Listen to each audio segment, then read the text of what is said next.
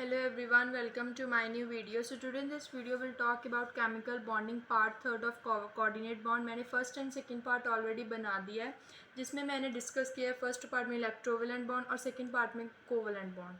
सो जिसने भी नहीं देखा तो आप पहले वो पार्ट्स देखो, तभी आपको ये अच्छी तरह से third part coordinate bond clear होगा. So let's start with this video. सो पहले हम बात करेंगे कोऑर्डिनेट बॉन्ड के पहले कि बॉन्ड क्या होता है. सपोज ये एक एटम है और ये दूसरी एटम है. इनके बीच में जो फोर्स ऑफ अट्रैक्शन है स्टेबिलिटी मेंटेन करने के लिए, उसे हम बोलेंगे bond. Force of attraction between any two atoms to maintain stability is called bond. अब हम बात करते हैं कि कोऑर्डिनेट बॉन्ड क्या होता है. सपोज कोऑर्डिनेट बॉन्ड से पहले मैं आपको एक चीज़ बताती हूँ, तभी आपको अच्छी तरह से कोऑर्डिनेट बॉन्ड समझ आएगा. सपोज ये एक ए फ्रेंड है और ये एक बी फ्रेंड है. ए फ्रेंड के पास इंग्लिश की बुक भी है, मैथ्स की बुक भी है, बट बी फ्रेंड के पास कोई बुक नहीं है, ना इंग्लिश की ना मैथ्स की. बी बोल रहा है ए फ्रेंड को कि तुम मुझे इंग्लिश के पीरियड में इंग्लिश की बुक और मैथ्स के पीरियड में मैथ्स की बुक दे देना. बट ए बोल रहा है कि हाँ मैं तुझे दे दूंगा, बट कंडीशन उसने क्या रखी थी, उसको मैं भी शेयर करूँगा, बुक को मैं भी शेयर करूँगा पीरियड्स में. ठीक है. अब हम अगर एटम्स से बात करें, सपोज ये एक एटम है और ये दूसरी एटम है. इस एटम के पास 2 इलेक्ट्रॉन्स हैं और इसके पास कोई भी इलेक्ट्रॉन नहीं है, बट ये एटम अपने इलेक्ट्रॉन्स इस एटम के साथ शेयर कर रहा है. ठीक है. That means transfer by one atom but shared by both. Transfer by one atom but shared by both, उसे हम बोलेंगे कोऑर्डिनेट बॉन्ड. ठीक है. अब हम बात करते हैं स्ट्रक्चर ऑफ कोऑर्डिनेट बॉन्ड की. तो सबसे पहले हम लेंगे NH3 अमोनिया.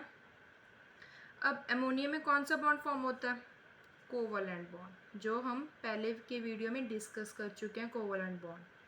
ठीक है. तो पहले आप कोवलेंट बॉन्ड की वीडियो देखें, तभी आपको ये अच्छी तरह से क्लियर होगा. तो पहले हम ड्रॉ करते हैं NH3 का कोवलेंट बॉन्ड. अब सबसे पहले नाइट्रोजन का जो एटॉमिक नंबर है वो 7 है, इलेक्ट्रॉनिक कॉन्फ़िगरेशन 2,5. हाइड्रोजन का 1, इलेक्ट्रॉनिक कॉन्फ़िगरेशन 1. तो नाइट्रोजन और हाइड्रोजन के 3 मॉलिक्यूल्स. देखो नाइट्रोजन का एक मॉलिक्यूल है, ये 1 मोल ऑफ नाइट्रोजन, और हाइड्रोजन के 3 मोल्स हैं, 3 molecules of hydrogen.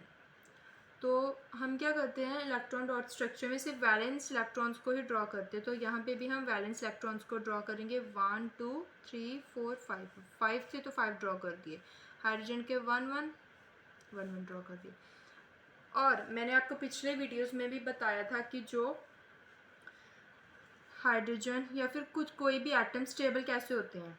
Atom stable कैसे होते हैं, दो रूल्स होते हैं स्टेबल होने के. या तो ऑक्टेट में होते हैं 8 इलेक्ट्रॉन्स के साथ, या फिर डुप्लेट में होते हैं 2 इलेक्ट्रॉन्स के साथ. ठीक है.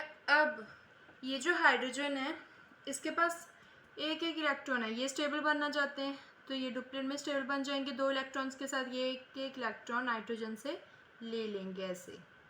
ठीक है. अब देखो 2 2 हो गए सबके पास, ये डुप्लेट में स्टेबल बन गए हाइड्रोजन. बट नाइट्रोजन के पास 5 इलेक्ट्रॉन्स है, और कितने की ज़रूरत है इसे स्टेबल बनने के लिए, 3 और के, ताकि ये ऑक्टेट में स्टेबल बन जाए. तो ये 3 इलेक्ट्रॉन्स हाइड्रोजन से, तीनों हाइड्रोजन से ले लेगा. तो ये भी अब स्टेबल बन गया. नाइट्रोजन 8 इलेक्ट्रॉन लेकर स्टेबल बन गया.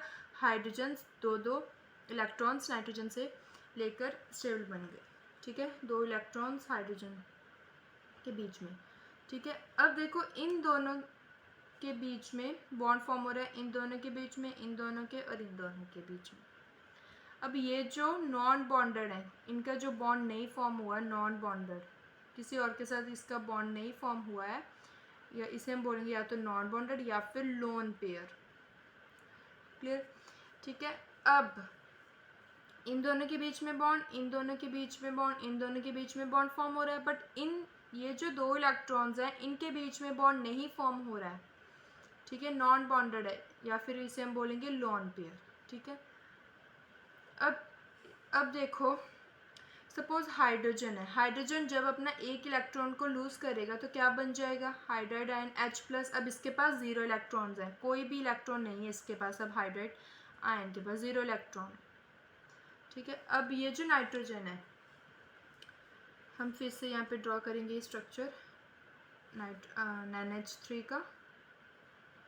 1 2 3 4 5 1 1, ये इससे ले लेगा और ये इससे ले लेगा और ये इससे ले लेगा, ये तीनों से ले लेगा ताकि नाइट्रोजन स्टेबल बन जाए। अब अगर हम इससे इसके सामने नाइट्रोजन के सामने अगर हम रख दें हाइड्राइड आयन H+, ये अब 0 इलेक्ट्रॉन है इसके पास। अब ये भी स्टेबल बनना चाहता है, कैसे बनेगा? दो, या तो ऑक्टेट में बन सकता है स्टेबल या फिर डुप्लेट में। तो ऑक्टेट में ईजिली बन पाएगा 2 इलेक्ट्रॉन्स लेके। तो ये अब ये जो लोन पेयर है नाइट्रोजन का लोन पेयर, ठीक है, ये क्या करेगा? ये इसके साथ शेयर कर लेगा हाइड्रोजन के साथ। हाँ, और एक चीज़ का ध्यान रखना, जो कोऑर्डिनेट बॉन्ड है वो हम इस एरो से रिप्रेजेंट करते हैं कोऑर्डिनेट बॉन्ड को, ठीक है। अब देखो ये जो लोन पेयर है इसके सामने मैंने अब हाइड्राइड आयन रख दिया। ये पहले इसके पास 0 इलेक्ट्रॉन्स थे, जब मैंने इसके साथ रख दिए, ये जो लोन पेयर है इसके साथ शेयर कर रहा है, ये भी शेयर कर रहा है नाइट्रोजन के साथ लोन पेयर, ये भी शेयर कर रहा है लोन पेयर नाइट्रोजन का, ठीक है। Means transfer by 1 atom but shared by both. अब इन दोनों के बीच में, इन तीनों के बीच में कौन सा बॉन्ड फॉर्म हो रहा है? कोवलेंट बॉन्ड, ठीक है, कोवलेंट बॉन्ड। बट ये जो एरो ये क्या रिप्रेजेंट करता है? Coordinate bond. कोऑर्डिनेट बॉन्ड ये एरो रिप्रेजेंट करती है। 3 कोवलेंट बॉन्ड फॉर्म हो रहे हैं और एक कोऑर्डिनेट बॉन्ड फॉर्म हो रहा है, ठीक है। ये है हमारा कोऑर्डिनेट बॉन्ड का स्ट्रक्चर। अब हम बात करते हैं सेल्फ आयनाइजेशन ऑफ वाटर। अब देखो वाटर का फॉर्मूला क्या होता है? H2O, ठीक है, वाटर का फॉर्मूला H2O, ठीक है। अब जो वाटर मॉलिक्यूल है वो हाइड्रोजन के कितने मोल्स कंटेन करता है? 2 हाइड्रोजन के मोल्स को कंटेन करता है वाटर मॉलिक्यूल्स, और ऑक्सीजन का 1 मोल कंटेन करता है वाटर मॉलिक्यूल। ऑक्सीजन का 1 मोल कंटेन करता है, हाइड्रोजन का 2 मोल कंटेन करता है वाटर, ठीक है। अब देखो जब ये H2O है, जब ये डिसोसिएट होगा H2O, टूटेगा, जब डिसोसिएट मीन्स जब ये टूटेगा तो ये किस में चेंज हो जाएगा? एक तो बन जाएगा हमारा हाइड्राइड आयन और हाइड्रोक्सिल आयन OH नेगेटिव। जब ये डिसोसिएट होगा H2O वाटर जब डिसोसिएट होगा, ये एक तो बन जाएगा हाइड्राइड आयन और एक हाइड्रोक्सिल आयन, ठीक है।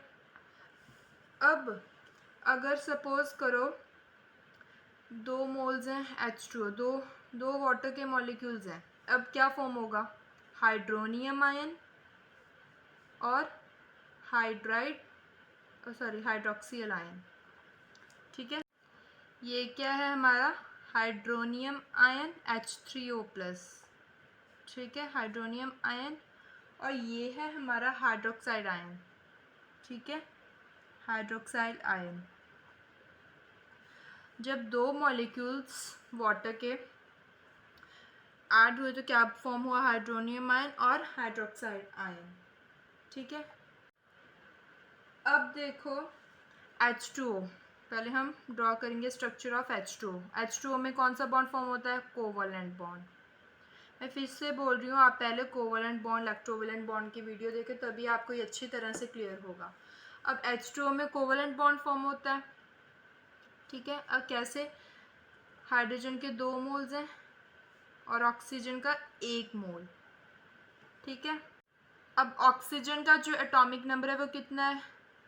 8, इलेक्ट्रॉनिक कॉन्फ़िगरेशन 2,6, हाइड्रोजन का 1, इलेक्ट्रॉनिक कॉन्फ़िगरेशन 1। हम सिर्फ इलेक्ट्रॉन डॉट स्ट्रक्चर में क्या ड्रॉ करते हैं? वैलेंस इलेक्ट्रॉन जो आउटरमोस्ट शेल में होती है उसे हम बोलेंगे वैलेंस इलेक्ट्रॉन। तो हम ड्रॉ करते हैं अभी, पहले ऑक्सीजन, यहाँ पे हाइड्रोजन, यहाँ पे हाइड्रोजन। पहले हम ड्रॉ करेंगे वैलेंस इलेक्ट्रॉन ऑक्सीजन के 1 2 3 4 5 6, ठीक है। अब देखो हाइड्रोजन का 1 1, 2 केसेस में स्टेबल होते हैं, या तो डुप्लेट में या फिर ऑक्टेट में। डुप्लेट में 2 इलेक्ट्रॉन के साथ, ऑक्टेट में 8 इलेक्ट्रॉन के साथ। अब हाइड्रोजन डुप्लेट में स्टेबल बन जाएंगे एक एक ऑक्सीजन से लेकर। ये जो हाइड्रोजन है ये तो स्टेबल बन गए, बट ऑक्सीजन के पास कितने हैं? 6, और कितनों की ज़रूरत है स्टेबल बनने के लिए ताकि ऑक्टेट बन जाए, स्टेबल बन जाए? 2 और की।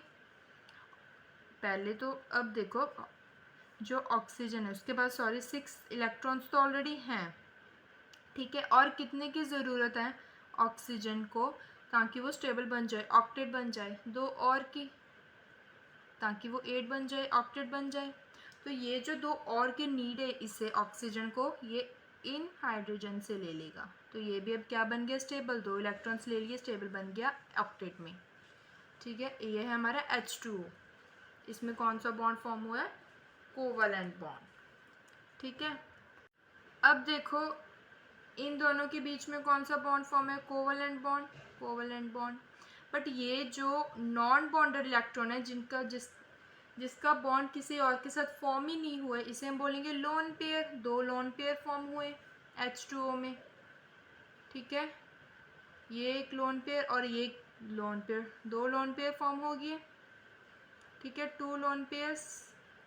अब ये जो 2 लोन पेयर है, अगर सपोज हाइड्राइड आयन की अगर हम बात करें, सपोज हाइड्रोजन है, अपने एक इलेक्ट्रॉन लूज कर देगा, क्या बन जाएगा H प्लस हाइड्राइड आयन। अब इसके पास 0 इलेक्ट्रॉन है, कोई भी इलेक्ट्रॉन नहीं है।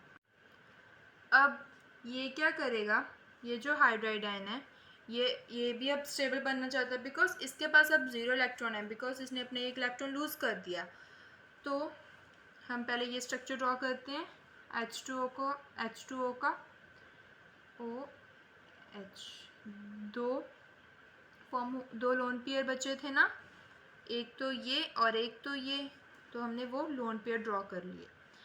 अगर हम ऑक्सीजन के सामने रख दें hydride ion, H plus ion, ठीक है, अब इन 2 लोन पेयर में से कोई भी एक लोन पेयर ये हाइड्राइड आयन के साथ शेयर होगा।